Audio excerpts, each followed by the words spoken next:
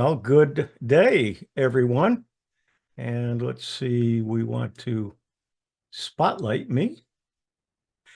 And I'm Hewie Poplock, and this is Tech for Senior for June 3rd, 2024, episode 217. We've done 217 of these, Brian. Unbelievable. Anyway, I'm Hewie Poplock, and I'm going to be your host today. Ron's here, but he's my co-host. We do this the first show of every month to give Ron a little time for himself. And this today is a little bit different. We're doing a lot of new things. Number one is I started the meeting using Ron's account, so we can do that. So if Ron wasn't here, we can still have the show. And that means if he goes away, he's not going to die on us. But Ron, no, I don't think so. Anyway, if he wants to take a day off, I can still run the meeting. And so that's what we're trying to do. But I'm also doing it on my new computer. So not everything is set up properly. For the most part, we are, but we've run into a couple of glitches already today. I think we've worked them out, but let's hope everything's going to be okay. Anyway, we do this the first show of every month, actually, to give Ron some time for himself. And he had the whole weekend off. He didn't have to do anything. He's not even doing a session today. Anyway, this is a 1-hour show about technology with a Q&A at the end.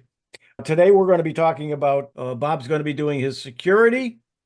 There's going to be a phone link or your phone, depending upon what part of the screen you're looking at. And then fun with photos with Chris, and she's going to talk about sharing photos with captions. And then I'm going to talk about my new Dell computer and all the pieces and parts and why I chose them. I was asked to do that by several of you, and we'll go ahead and do that. And then I'm going to do something called the smarter, more conversational ChatGPT.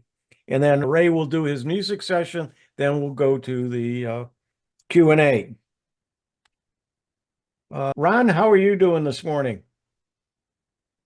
Unmute yourself. There you go. I'm doing absolutely great. Had a great weekend, did some cooking on Sunday, and it was a rainy, cold, miserable weekend here. So it was nice just to sit around and enjoy doing things I like to do.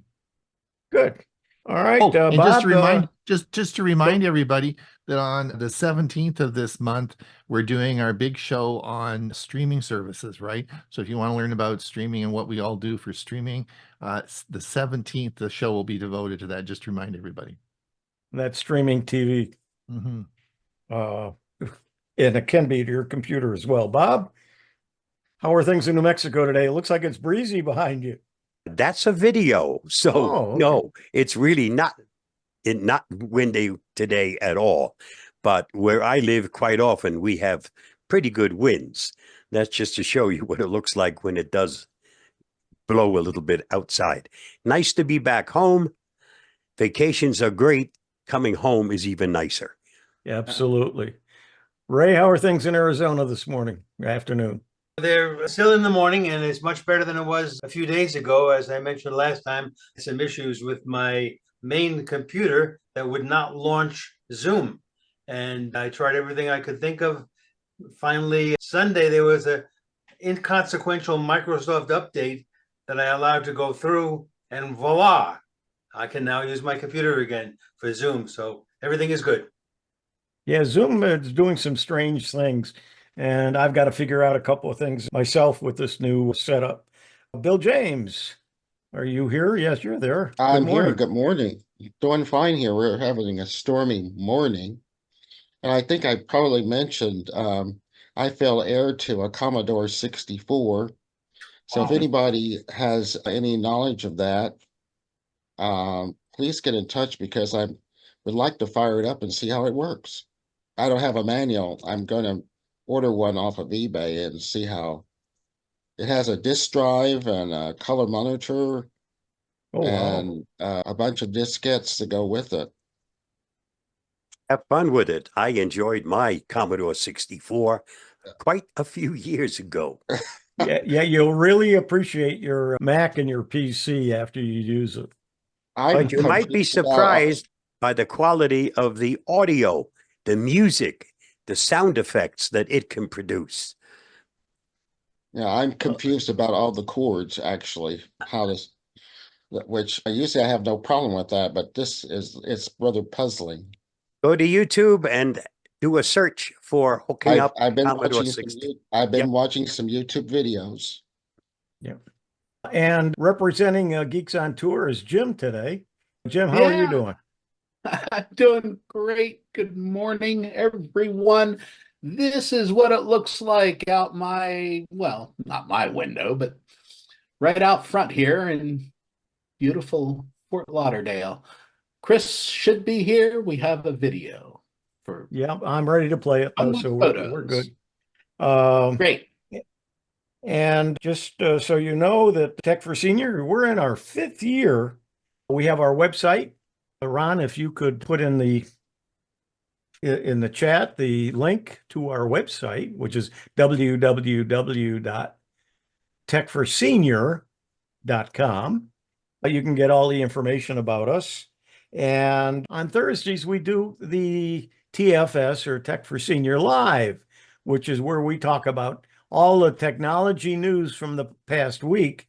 We post all week long in our Facebook page, and then we go through each article from that page on Thursdays and discuss the various items. Plus, we also have usually a topic at the beginning that we have a good discussion with. This week, Wednesday, is the STUG or Sarasota Technology User Group, and Judy Tallur is going to be doing her presentations, going to be on password managers. And then Sunday is the Windows Special Interest Group on June 9th. And my Let's Talk AI is the 4th Friday, which is the 28th of the month, and it is open to all of you as well. And as a reminder, please make sure you subscribe to our newsletter if you haven't already. There's some great articles every Saturday and every Tuesday. So it's twice a week. And the newsletter has a lot of interesting information. Plus, there's usually something about our meetings and what we're going to be covering.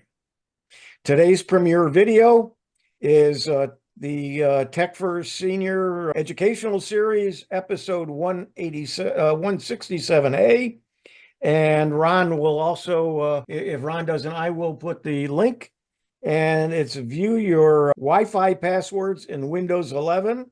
Bob G did. And then how to take photos of fireworks, Chris did. And then uncrop that I did. And that uncrop program, I can't find it. So I think it's gone. But it's still, there are other programs that do the same thing. So it's a good thing to take a look at. So that's our schedule for today. And it's time for us to get started. So Bob, I'll turn it over to you.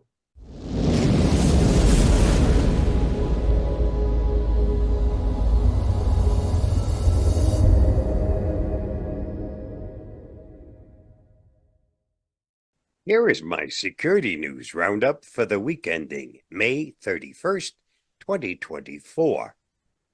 Experts find flaw in replicate AI service, exposing customers, models, and data. Cybersecurity researchers have discovered a critical security flaw in an artificial intelligence as a service provider replicate that could have allowed threat actors to gain access to proprietary AI models and sensitive information. Exploitation of this vulnerability would have allowed unauthorized access to the AI prompts and results of all Replicate's platform customers, cloud security firm Wiz said in a report published this week. The issue stems from the fact that AI models are typically packaged in formats that allow arbitrary code execution, which an attacker could weaponize to perform cross-tenant attacks by means of a malicious model. Read more at 𝕓𝕗𝕗𝕗𝕗𝕗. Beware, these fake antivirus sites spreading Android and Windows malware. Threat actors have been observed making use of fake websites masquerading as legitimate antivirus solutions from Avast, Bitdefender, and Malwarebytes to propagate malware capable of stealing sensitive information from Android and Windows devices. Hosting malicious software through sites which look legitimate is predatory to general consumers, especially those who look to protect their devices from cyber attacks. Trellix security researcher Gurumurthy Ramanathan said, the list of websites includes avastsecuredownload.com, bitdefenderapp.com, and malwarebytes.pro. Read more at thehackernews.com. FCC chairwoman wants advertisers to inform you if AI was used in political ads. The use of AI to create videos has exploded in recent years. Now the FCC is looking at how it is used in ads, especially in political ads. This week, FCC Chairwoman Jessica Rosenworcel announced a proposal that would force political ads to fully disclose how AI was used in its TV or radio ads. As artificial intelligence tools become more accessible, the Commission wants to make sure consumers are fully informed when the technology is used, said Chairwoman Rosenworcel. Today, I've shared with my colleagues a proposal that makes clear consumers have a right to know when AI tools are being used in the political ads they see, and I hope they swiftly act on this issue. If adopted, this proposal aims to increase transparency. Read more at courtcuttersnews.com. Google confirms the leaked search documents are real. The leaked material suggests that Google collects and potentially uses data that company representatives have said does not contribute to ranking web pages in Google search, like clicks, Chrome user data, and more. The thousands of pages of documents act as a repository of information for Google employees, but it's not clear what pieces of data detailed are actually used to rank search content. The information could be out of date, used strictly for training purposes, or collected but not used for search specifically. The documents also do not reveal how different elements are weighted in search, if at all. Read more at theverge.com. Moroccan cybercrime group steals up to $100,000 daily through gift card fraud. Microsoft is calling attention to a Morocco-based cybercrime group dubbed Storm 0539 that's behind gift card fraud and theft through highly sophisticated emails and SMS phishing attacks. Their primary motivation is to steal gift cards and profit by selling them online at a discounted rate.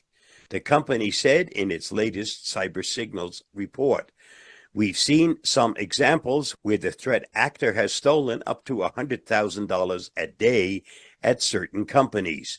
Microsoft is urging companies that issue gift cards to treat their gift card portals as high-value targets by monitoring for suspicious logins." Read more at thehackernews.com.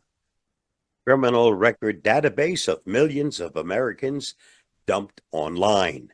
A cyber criminal going by the names of Equation Corp and US DOD has released an enormous database containing the criminal records of millions of Americans.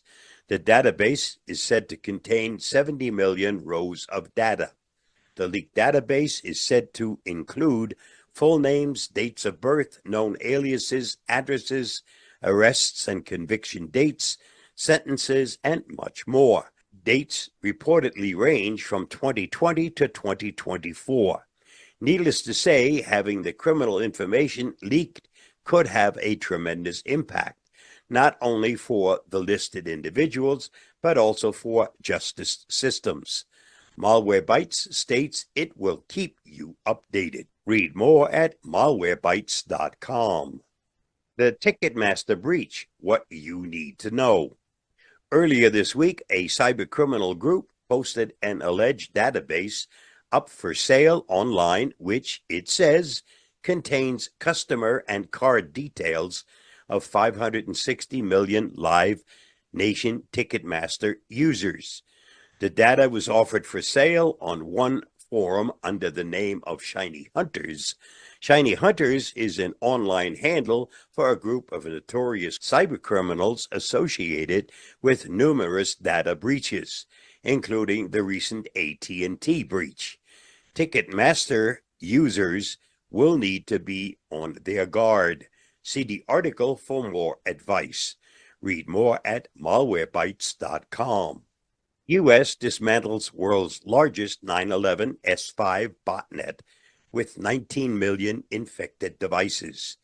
The U.S. Department of Justice on Wednesday said it dismantled what it described as likely the world's largest botnet ever, which consisted of an army of 19 million infected devices that was leased to other threat actors to commit a wide array of offenses.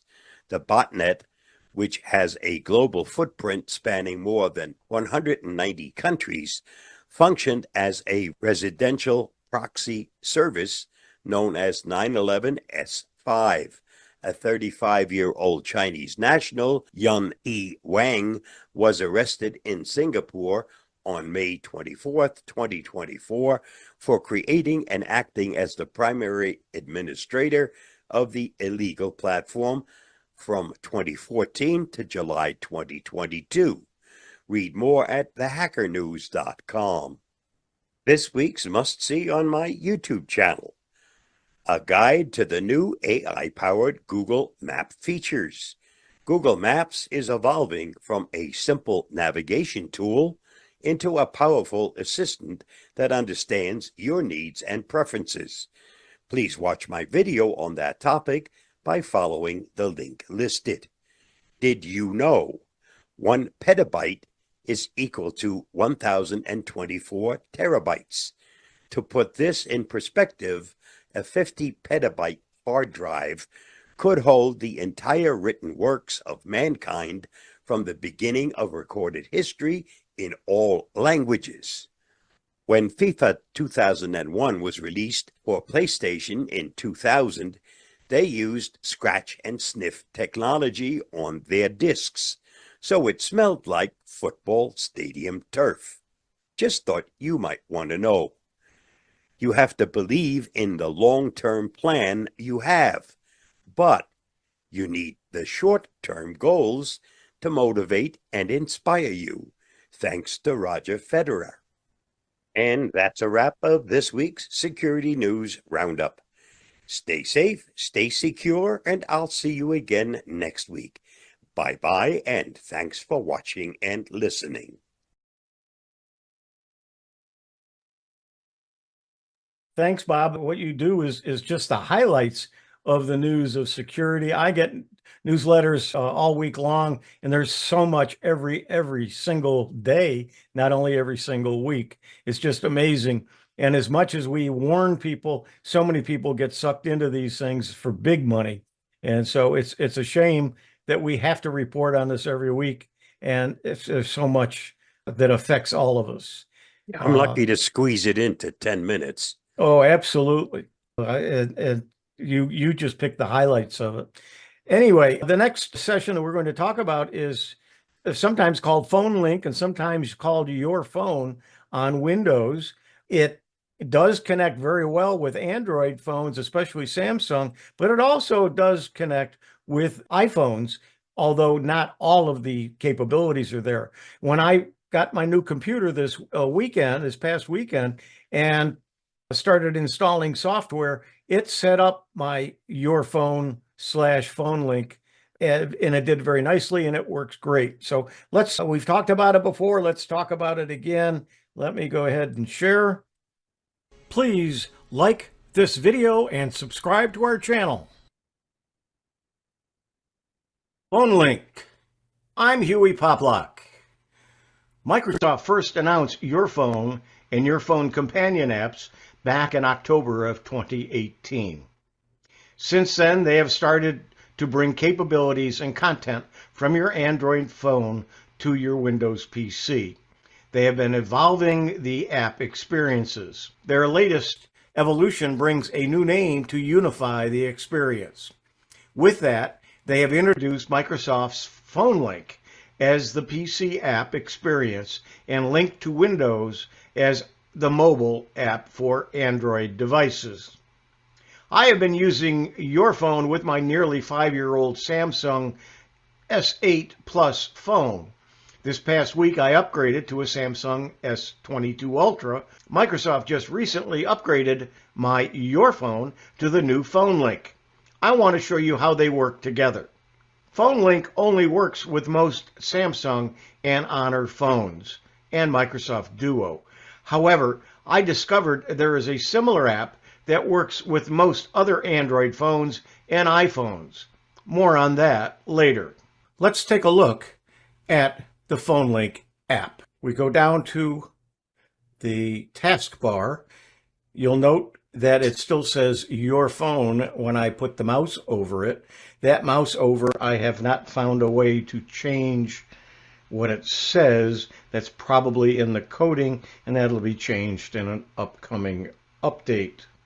Right now, you will see a number 21, and that is a badge which shows the number of unread messages and notifications on your PC's taskbar and in the Phone Link app. That feature can be turned on or off. By clicking the icon, it opens the app. Let's full screen the app and take a look at it. You'll notice that the app started out in settings. Whatever you were last doing in Phone Link is what it will open to. So we'll come back to settings in a moment. Let's take a look over on the left to see what we have. We have first at the top, we have the phone and it is connected. It shows me the percentage of battery remaining on my phone. There are 4 items up here at the top. The first one is do not disturb, and that's turned off. I really should turn it on while I'm doing this recording, so I'm going to do that right now. So if someone calls, it will not show up on my PC screen. Next is the Bluetooth, and that's turned on.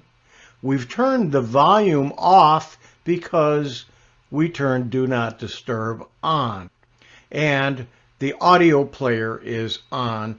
There is the badge that I showed you from the bottom, and it shows that there are 21 notifications. Let's click on notifications and take a look. It's showing me all of the notifications, so we could open any one of them and take a look at it. I can also mark something as read, and I can reply to it from here. However, before I do that, what I would have to do is take a look at my phone. We need permission to display the phone screen, so I have to go to my phone, sign into the phone.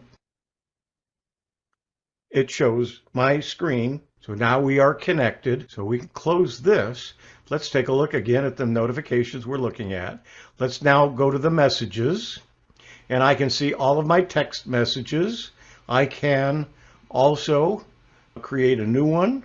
I can answer one. So I can do any of my texting from this app without going to the phone. I can also look at my photos that are on my phone.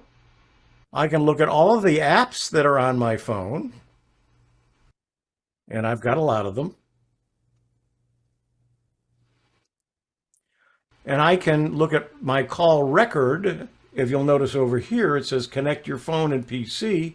So I'm going to connect it. And now you'll see a dialing. So I can actually dial a number and place a call using the microphone and speakers or headset that's on my PC instead of picking up my phone and making a phone call. I can do it right from my PC. And let's go to the phone. You will see what my phone is. You'll see that I can do anything on my phone. I can drag it, go to the next screen, go to the next screen. I can look at all of my notifications on the phone. It's just like using my phone, but I'm doing it with my mouse. If I want to go to, say, the Wemo, which is my IoT program, you can see I can turn on the bedroom light. I don't know if you saw it get a little bit brighter in here or not. Turn it off from here, as well as tell Miss A to do it.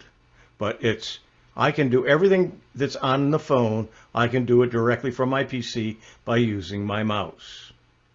Now let's take a look at the settings. You'll see there's General, My Devices, Features, Personalization, Troubleshooting, Feedback and Community, and About. We're looking at General now. Remember the badge with the numbers on it? I can turn that feature off if I want, right here. Under Features, you will see that I have everything turned on for each of the items. I'm not going to go into each one, but just I'm showing you that there's a lot of settings within the app. I have been discussing Phone Link by Microsoft, but it only works well with Samsung devices. In a step-by-step tutorial, Kevin Stratford shows you how you can send and receive text messages on a Windows PC using either an iPhone or an Android phone. Windows includes an app called Phone Link. In this video, you'll learn how to use the Dell Mobile Connect app, which is free and it works with all PCs and phone types. With Dell Mobile Connect, you can send and receive text messages, view phone notifications, make phone calls, and download pictures and videos from your phone to your PC, mirror your phone onto your PC, and even control your phone from your PC. You do not need a Dell computer to do this. This has been Phone Link. I'm Hewie Poplock. And I think we stopped sharing. There's a couple of things from that video. It still does say your phone when you move the mouse over the icon in the tray. They never did update that, but it is called Phone Link. And since I did that video, they've added a lot more phones that work with it. So it's worth a try. Take a look. I use it all the time. And I don't have to get up. My phone is sometimes in the charging station, sometimes it's in the other room, and this way I can connect to it. However, sometimes you need it nearby because it does require you to say, okay, connect to me. All right, next. Yes. It shows Phone Link on my tray. Oh, it does. All right, even on my new computer, let's see if I go down there. It says your phone, even on my on the new computer that just installed it. So that's interesting. Anyway, next we're going to talk about fun with photos with Chris. Jim, are you ready to go or do you want me to do it? Oh, Chris is there. Hi, Chris. I hope the doctor said you're alive and well. And do you want to play it or do you want me to? You're muted. Okay, you go right ahead. Okay. It gives me practice on making these Yeah, I things want you work. to practice. It's easy for me. I just push a button. Well, I have to push a few here. Hi, this is Chris Guld with Geeks on Tour, and this is Fun with Photos. This week I want to answer a question that I got from a follower. He says he really likes sharing photo albums with friends, but he wants to be able to write some text that they will see with each photo, like a caption at the bottom. Well, in Google Photos, there is no perfect option for this, but there are 4 different choices. I want to show you how to do descriptions, comments, album text blocks, and text on photos. Let's do it. The first method I want to talk about is photo descriptions. There is a place with every photo where you can write whatever you want and it will stay with the photo in Google Photos. I'll show you where that is. The issue is with seeing those descriptions. You have to kind of know where to look, but let me show you what I mean. So here is the album I'm going to use of a trip that Jim and I took to Indonesia and scuba diving.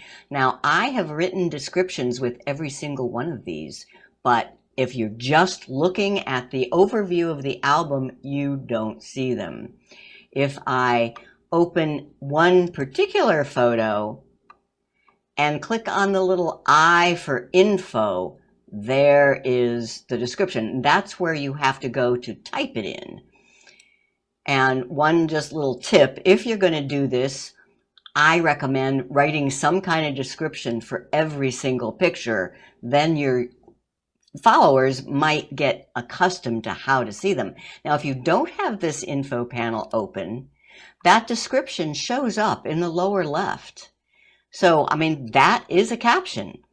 Every photo has a caption. And this is why I say it's important to write a caption with every photo. Then your people will get used to the fact that they should be seeing something. And if they are looking at the photo in full screen, the caption will show up in the lower left on the computer. Now let's look at the phone. So here is that same album on the phone. This is an Android, but it's the same on an iPhone, and I don't see any descriptions. But if I tap to open a photo, notice the description does appear down at the bottom. I can go on to other photos, and you see the descriptions as a caption. That works pretty good as long as the people looking at it know where to look. And they can always swipe up on the picture and they will see the full description. But that's, and you'll still see the picture at the top, so they can go through that way because it's part of the options that show up with a photo. So for example, if you tap the photo to make all the tools go away, the caption goes away also. Just tap again and it comes back. The next option is comments, and this one is pretty nice. If you have shared an album, then you can add a comment to any or all of the photos, plus the people who are viewing your album, if they join, they use Google, then they can comment as well. It kind of makes it like a personal Facebook where you're having conversation with the people who are viewing your photos. They can ask questions and you can give answers. And there is a little emblem on each photo letting you know that there are comments.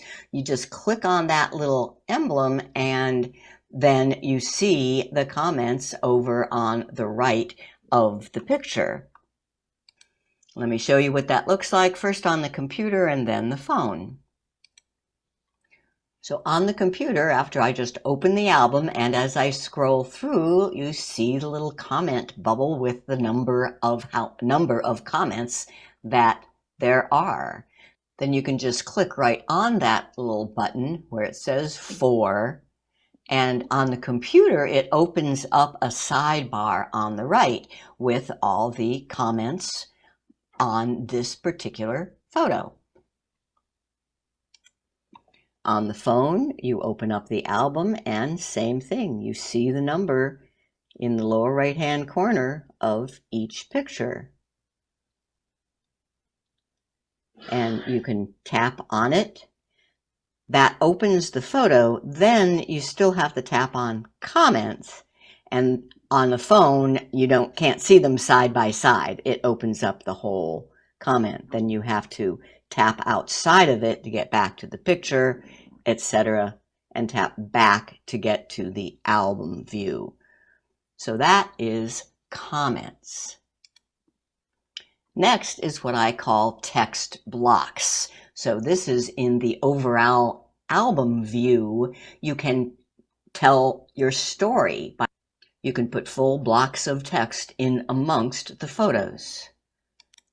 Let me show you how to do that. So here is my album without any text blocks. First step is you need to click the three-dot menu at the top and choose Edit Album. Now you have some new options in the top right. One of them is TT, which is Add Text.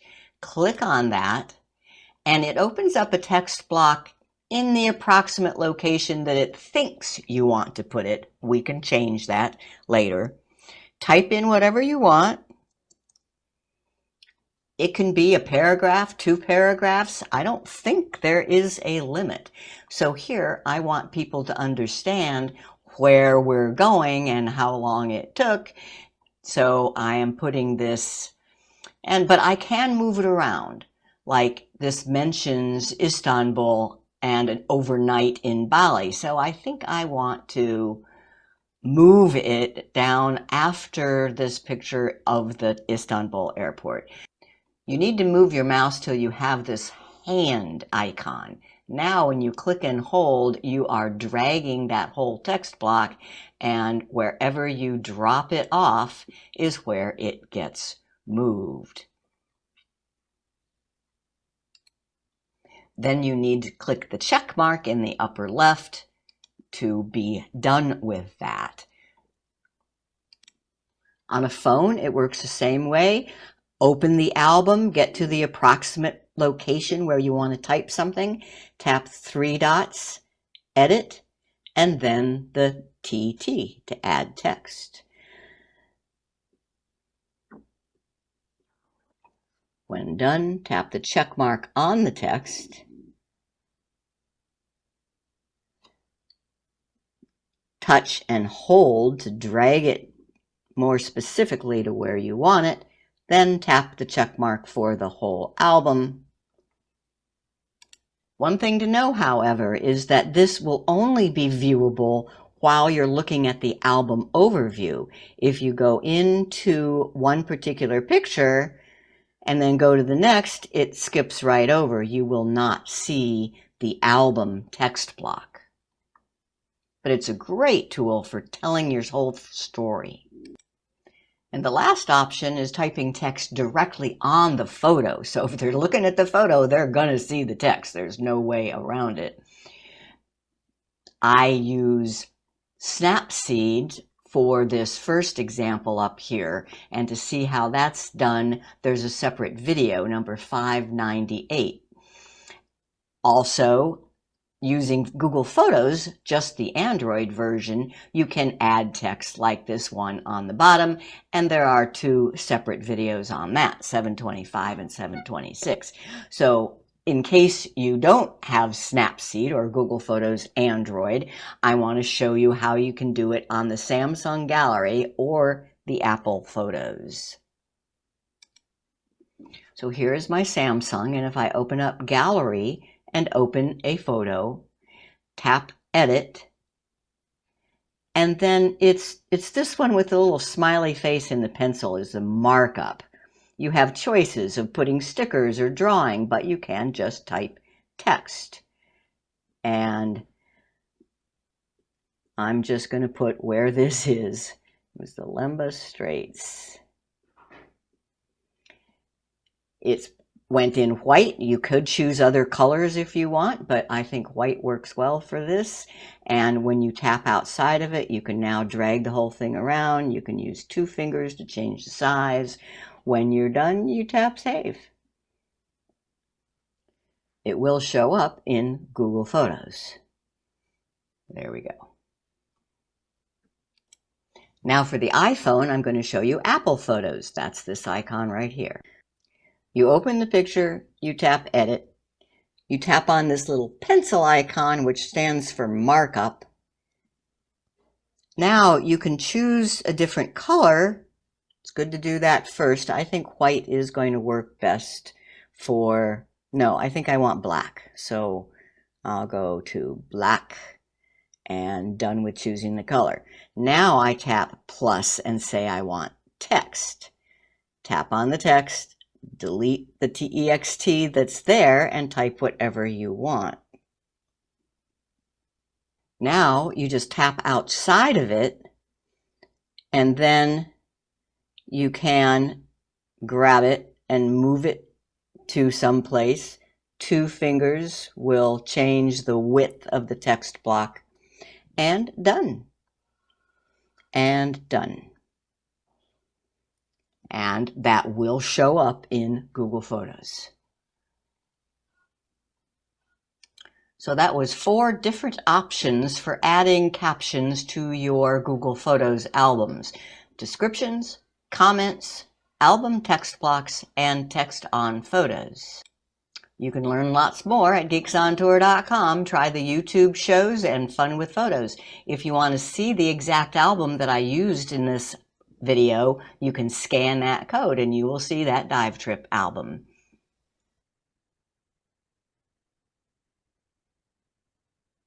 I guess we're done. Very good. I guess we are. Information. Thank you, Chris. Some things I want to play with and try that I just have not done, and that's good to work with. Now, I want to thank everybody here who contributed to my coffee fund.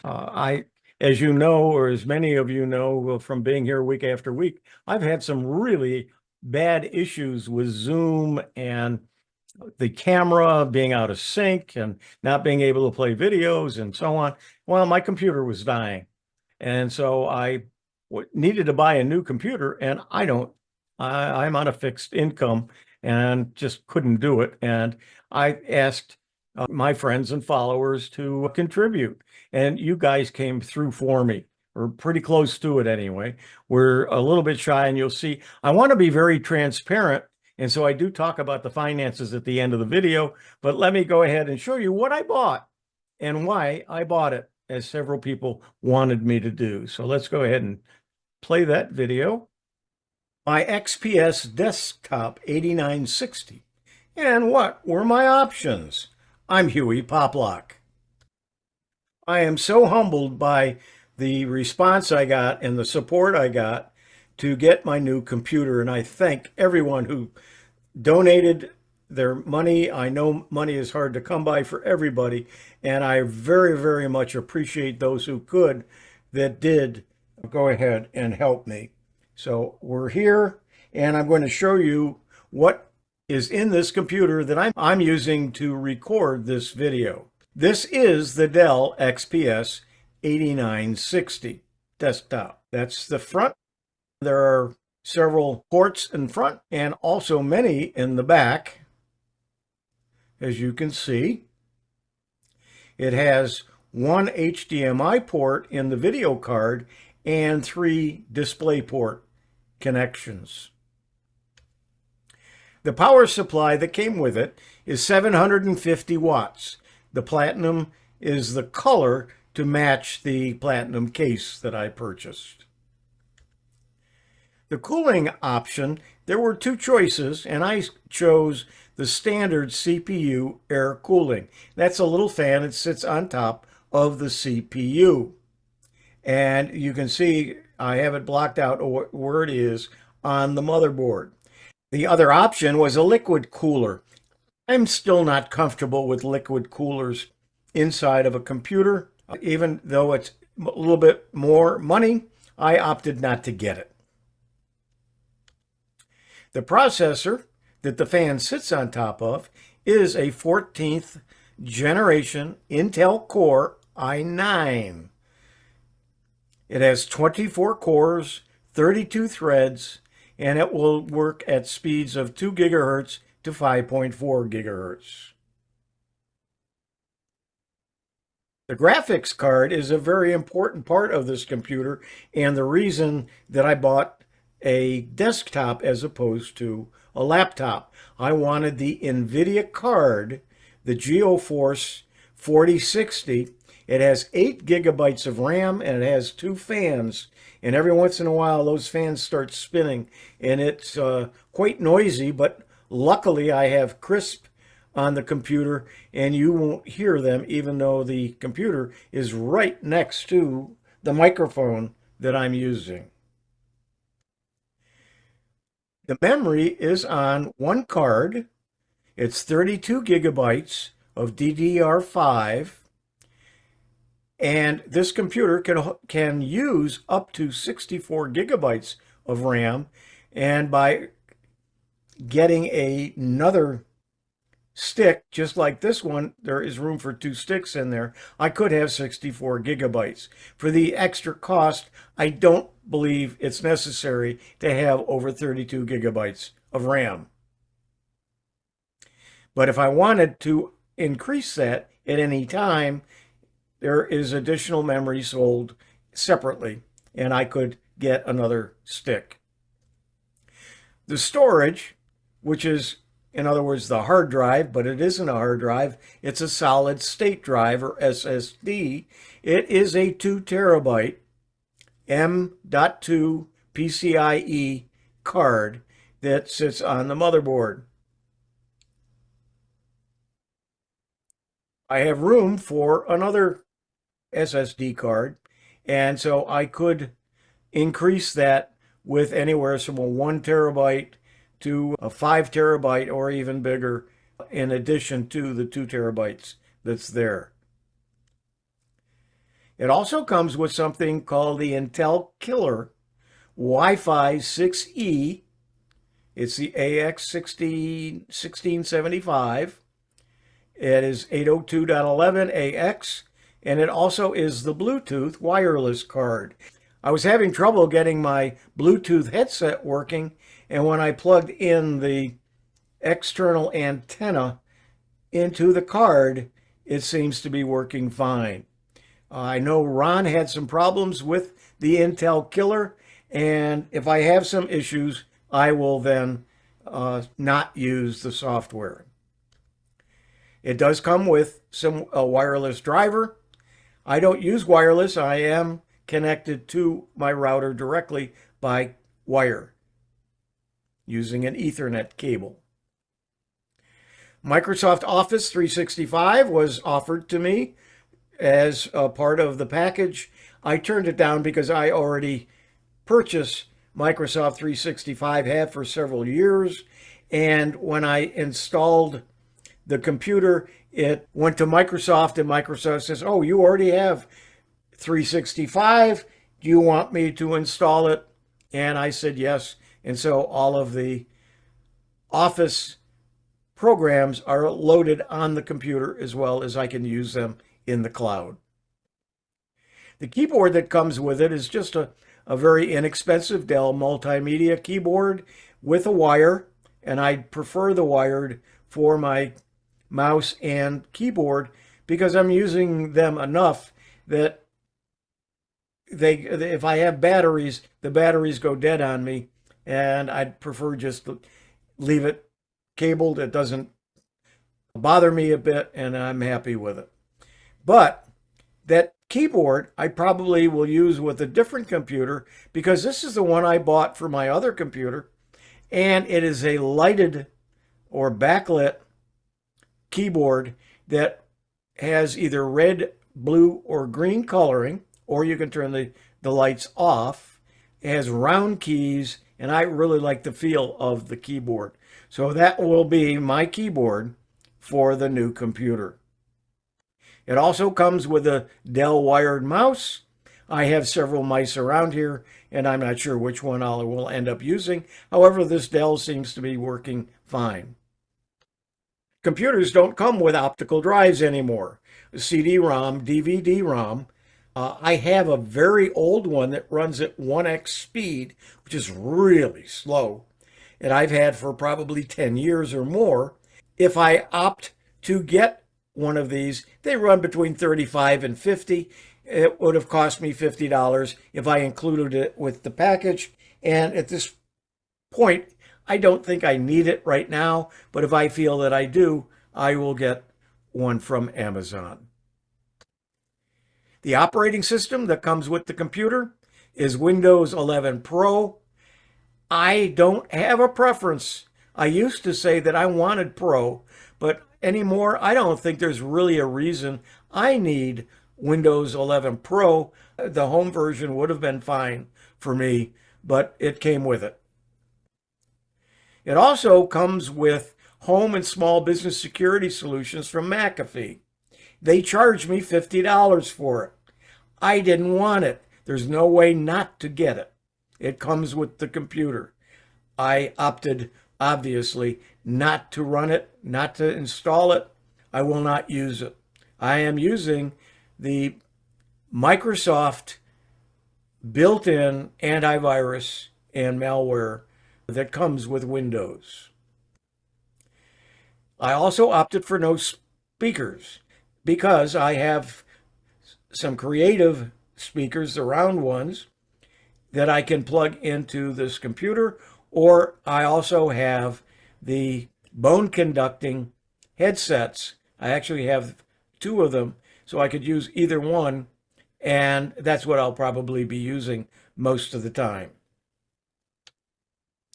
I also opted for the Pro support, and I don't usually get the extra support, but everyone I've talked to says that it's very good with Dell, and it's supposed to be for 1 year.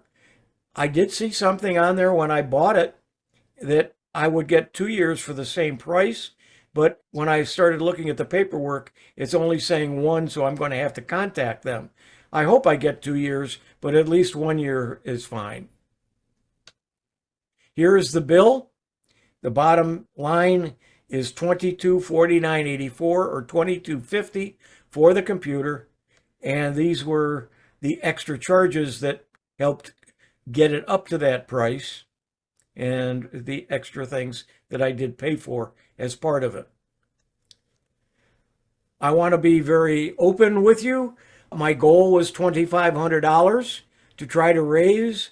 The donations from coffee was $1,488. Thank you, thank you, thank you. I really appreciate everyone who did contribute. I got also $925 in checks for a total of $2,413, which sounds like I paid for the computer. However, I did not realize that coffee charges about 9.5%, so they took $230 off the top. And the computer cost $2250, and I had to buy some cables and some software, so my total expenses were $2652. So I'm still shy a little bit of money. So I am going to leave the coffee fund online at hewie.net, and I am going to change it and probably change the goal at $500 so I can get some software, especially some of the AI software that I'd like to be able to purchase and be able to demonstrate and use during the next year. So again, thank you, thank you, thank you, everyone. I really appreciate it. I'm Hewie Poplock. There's my contact information, my website, and of course, Tech for Senior site. So you can see why I purchased what I did and what my choices were. So when you're looking to buy a computer, those are the kind of things you have to look at to make the choices to get what you want. All right, the final presentation of the day before we go to the music and stop the live feed. Let's go ahead and let me share one more item here. Can you imagine a world where artificial intelligence not only understands our words, but also the nuances of our language, the subtleties of our humor, and the complexities of our thoughts? Today, we are a step closer to that future. The AI powerhouse, OpenAI, has announced a substantial upgrade to ChatGPT, the GPT-4 Turbo model. This upgrade, available to those subscribing to ChatGPT Plus, Team, or Enterprise, promises to make the AI more competent in a multitude of areas.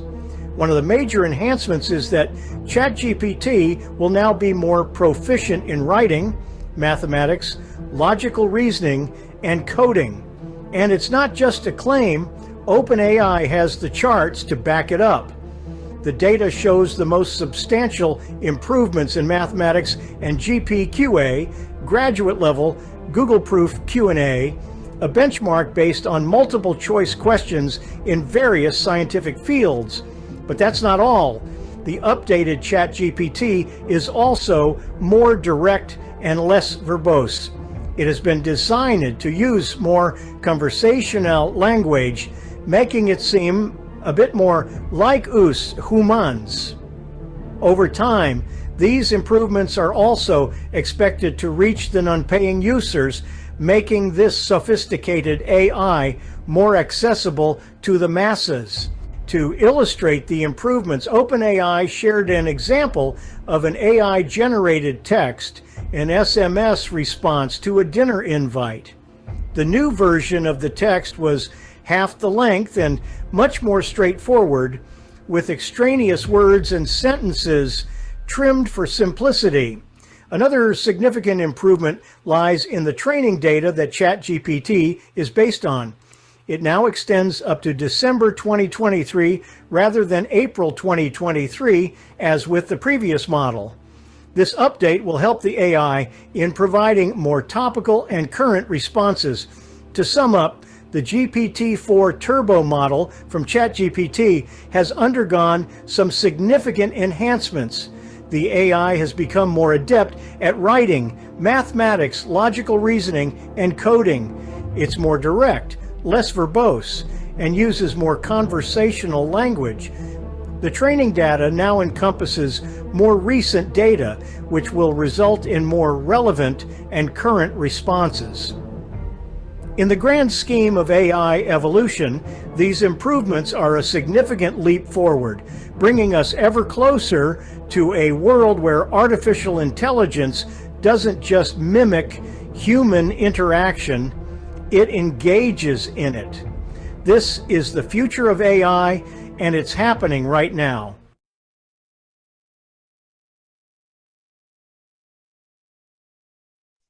Okay, it's time for us to say so long to the people on YouTube. And if we do have room for you, if you want to join us for the music session and the Q&A, you're welcome to join us. If not, we'll see you next week or on Thursday. In the meantime, let's turn it over to Ray and see what musical information he has for us today.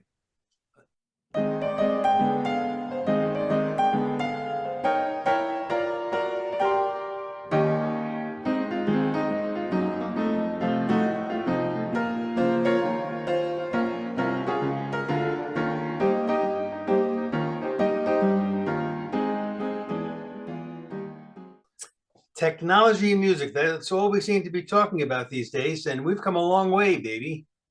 So as we all know, artificial intelligence is having an effect on many aspects of our daily lives, and that certainly includes the world of music. Starting with music creation and composition, moving on to marketing and all the enhancements in song production, AI for sure has made an impact in this industry. I thought it would be fun to go back almost 40 years ago when the commercial music video industry was in its infancy, and the song Money for Nothing by Dire Straits, with Mark Knopfler as lead guitarist, singer, and songwriter, was released. The MTV music video associated with this song features early 3D computer animation and was considered groundbreaking at the time of its release. Now, the following bullet points have been provided by Copilot. Quote, the official music video for Money for Nothing by Dire Straits is a classic and iconic piece. It was released in 1985 as part of their album Brothers in Arms. Here are some interesting details about the video. The video features a mix of advanced animation technology and footage of the band performing the song. It was one of the first videos to use computer-generated animation, created using an early program called Paintbox. The animated characters include a factory worker and a dog, all tuned in to MTV. Despite budget constraints, the video became a huge success and won Best Video at the 1986 MTV Video Music Awards. Money for Nothing was also the first video ad on MTV Europe when the network launched in 1987. The video's director, Steve Barron, worked closely with Mark Knopfler to bring the concept to life.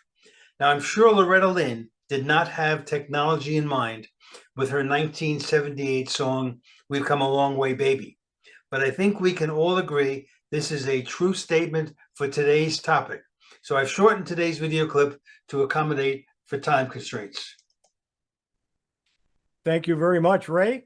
We're running a couple minutes later than normal. Sorry about that, but we got everything in, and we are now going to switch over to our Q&A. But a reminder is on the half hour, don't forget the premiere instructional videos that you are allowed to use. If you have user groups, by all means, make use of them. And with that, we'll open it up to questions. Go ahead and raise your hand, or if you got some comments, questions. Ron, you've got your hand up. I do. The phone link, I think, is excellent. I don't know why I haven't used it for a while. I forgot about it, and I just installed it on my Windows 10 machine. It works great. And I guess an application that I always have problems with is I'm sitting in my office here and I want to log into a site, and they send me a text message with the confirmation code. And I don't have my phone in the office. It's somewhere else in the house. And I have to go and find my phone to get the text message to log into the site. And I think, oh, wow, this is great, because now I can see that text message on my PC and I don't have to go find my phone. So this is a great application for it. So thank you, Hewie. It saved me a lot of running around the house. It happens every second day, and it saves me a lot of running around the house trying to figure out. The only problem occasionally when you haven't used it, it's going to ask you to okay it on the phone first that you're going to connect to it. Oh, so, rats. But once you do it, you're pretty much okay until the next time you shut your computer down and turn it back on. All right.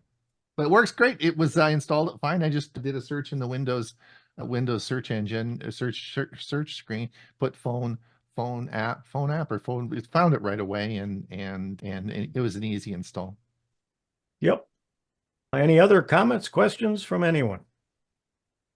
Gosh, I guess we either put everybody to sleep or we answered all their questions. Well, I'll just add for you that I've been using Phone Link for years. I mean, I can type 50 words a minute on the keyboard. I can't type 5 words a minute on my phone.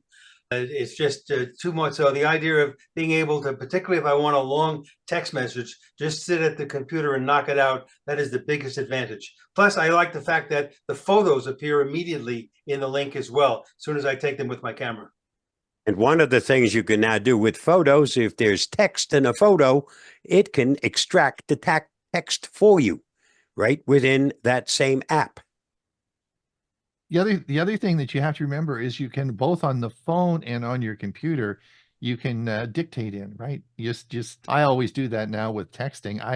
I can't do that little my thumb thing on the keyboard. That just doesn't work for me. So I just dictate it in, and it works great. It's an option right on the menu. You just click the microphone and speak into it, and it's amazing how good it is. Like it gets it really perfect all the time.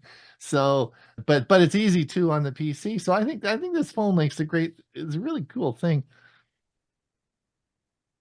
I like to see the photos on my monitor screen.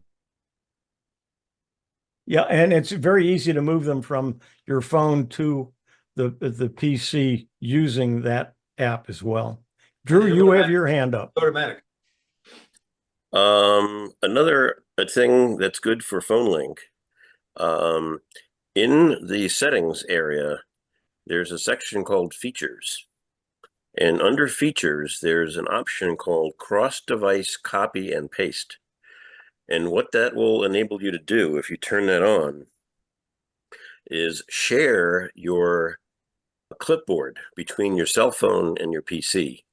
So if you are on your phone and anything that you highlight and copy to the clipboard on your phone can immediately, automatically, without you even typing on a key, be pasted into anything on your computer. Thank you. I didn't know that. Ron, your hand is up. Well, I want to just comment about pictures from your phone to your PC. I really, I do this an awful lot and use Google Photos for a lot of the stuff. I take pictures with my camera on my phone. I use in presentations I do.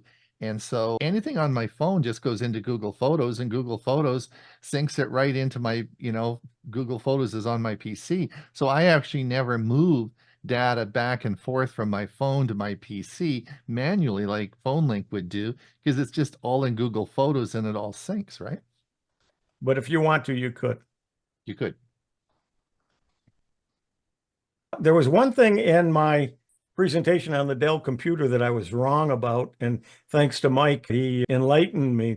I mentioned the power supply, a 750-watt power supply.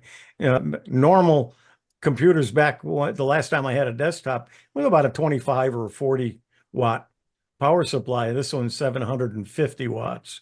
Anyway, it also said it was platinum. Well, I didn't realize. I thought it was the color.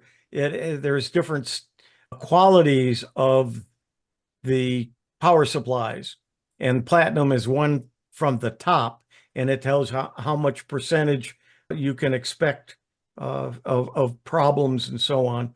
So it's there's a reason for that platinum, and it is something you want to look at when you're looking at it at a desktop. Look at the power supplies and what type of power supply and what the wattage is. Hewie, I just wanted to mention that if there aren't any Camtasia users in the audience today, that tomorrow they'll be releasing the 2024 version of Camtasia. So if you're interested, there'll be lots of YouTube videos about that, and you'll be able to upgrade your version of Camtasia to 2024. Yeah, and Ron, I want to thank you for the article you had in the Saturday newsletter about the fellow that does videos on Camtasia. I started to watch one of them, and it is excellent. And I looked at some of the titles he has. So if you're using Camtasia, there's some really good videos by that fellow. So I put that in on the Saturday newsletter. I always put my favorite YouTube video channel, and that's why I put him in that channel. He is outstanding. I've never seen videos created as well as he does. He is truly an expert, and it's really good. So if you are a Camtasia user, that's a good channel to follow along. And he'll be actually doing a show tomorrow outlining all the new Camtasia features. Chris, is your hand up? I can't tell. You moved into the top spot anyway. No, I guess. That's just where she belongs. Okay. Well, I was just commenting, yes, because of your Saturday newsletter, I saw that Camtasia and registered for whatever or subscribed so I could watch the intro tomorrow. I'm looking forward to that. Our favorite Saturday newsletter. Yeah. Chris, did you watch any of his videos? He's really good. Yeah. Well, I watched a kind of who he is, because I was interested that the name of his channel has nothing to do with the content of his channel. Right. And we've been accused of that. And I said, see, you don't have to, the name of the channel just was about him. What's the name? What's the name? I think that's a mistake. Personally, I think that's a mistake. Yeah, but I'm not going to change our name to no. So and he's not either. So I get it. But yeah, I'm looking forward to that. Yeah, somebody starting today, you're absolutely correct. Unless they are already some kind of celebrity. Like Hewie. All right. Any other questions or comments before we call it a day? Well, thank you everybody for sticking with us and spending the time today. And those of you who are watching the video, thank you. Make sure you give us a thumbs up and subscribe to our network and our content. And with that, I'm going to say so long. Ron, you need to close us out because you're the acting host. See you on Thursday. Yes, we'll see you Thursday for Tech for Senior Live. And bye, everybody.